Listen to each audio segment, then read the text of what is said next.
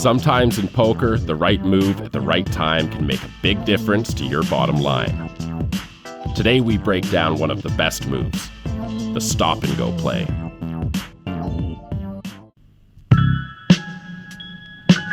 A stop-and-go is a special move that comes in handy when you're really short-stacked in a tournament. It starts with you in the small or big blind, and another player raising before the flop.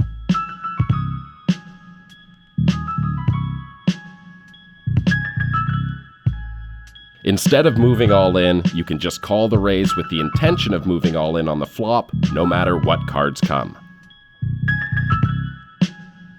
The problem with just moving all in before the flop is that the original raiser will be getting a really good price to call your shove, putting you at risk of elimination.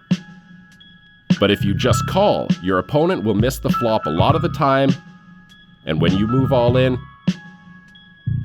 he'll be forced to fold a lot of hands he would have called with pre-flop. To use the stop and go successfully, you have to remember 3 things. Number 1. This move works best when you've got between 5 and 10 big blinds, so it's only useful in tournaments, not cash games. Number 2. This move works best when you have big cards or a pocket pair, because your hand will have better equity if you do get called on the flop. And number 3. This move works best against short to medium stacks. If the raiser has a huge stack, they'll be way more comfortable calling with a wider range on the flop.